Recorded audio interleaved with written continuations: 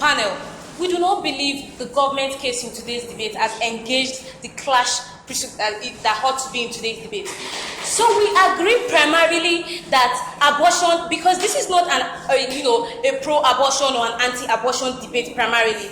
This motion is precisely to the extent where there are instances of conflict of interest as to a certain thing between parties to such, an interest. Why is it morally, justified that a certain party compels, robs the other party of the choice to the extent of compulsion?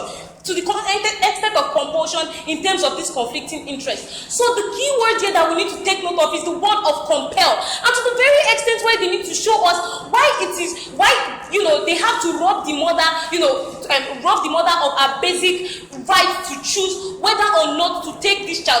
We say that this precisely is what the clash of this debate is all about. We understand that both parties in this debate basically have interest. The father has interest, the mother has interest precisely. It is not precisely a matter of which one is which interest should trump over the other. It is precisely what exactly is the mitigating ground in instances whereby there's a conflict of interest. Why should a certain individual rob the other person of the choice,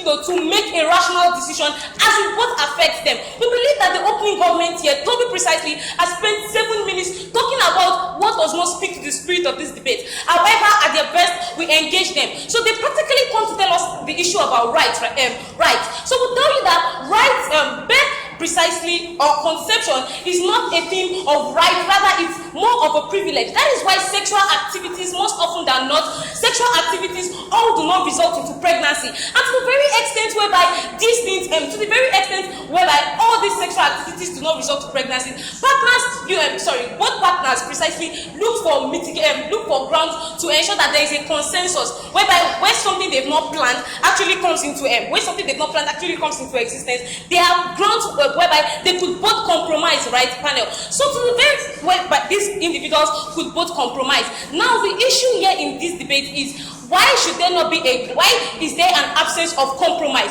Why should there be compulsion instead of a compromise that should be reached in today's debate? So having spoken to why birth as they talk about the right of a fetus, we tell you a fetus precisely as it is something of privilege.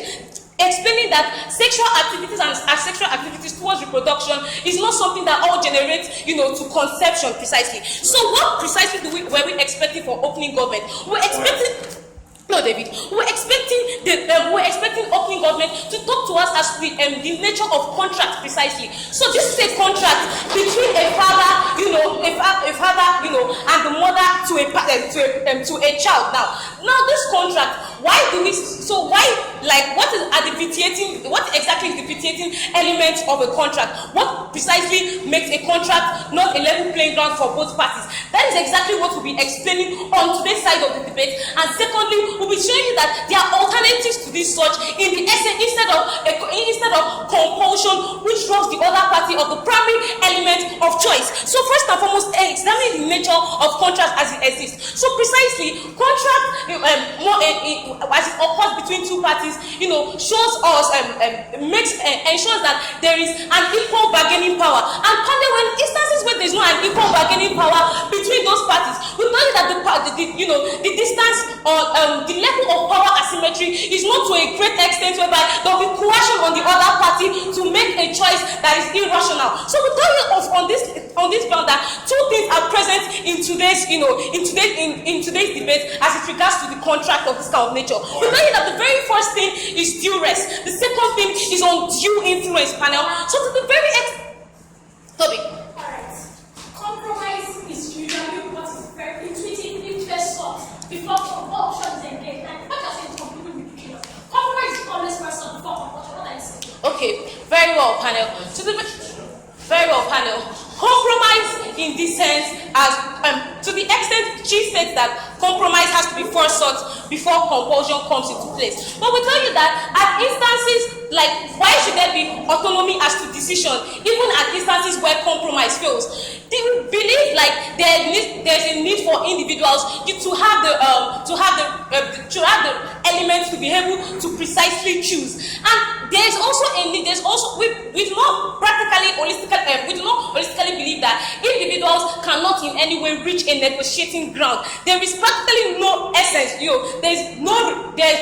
There are no instances where individuals cannot reach a negotiating ground. And to the very extent whereby demand is compelling, not panel. Government needs to engage why it is compulsion in this case instead of choice. So to the extent whereby there is a compulsion on the side of the father, to take the mother in this case, we say that it's totally ridiculous and unacceptable on our part. Secondly, considering under examined nature of contract as it exists. Secondly, we're telling you about the nature of surrogacy precisely. We tell you that surrogacy as it is only flourishes in an environment whereby there's an element of choice that as I've earlier reiterated panel. So surrogacy gives a choice. There is no coercion of choice in this sense on the side of the surrogate mother. So to the extent where there is no choice, where there is an extreme coercion on the side of the father, to this mother, we say that this practically trumps robs her of the right. This practically robs her of the right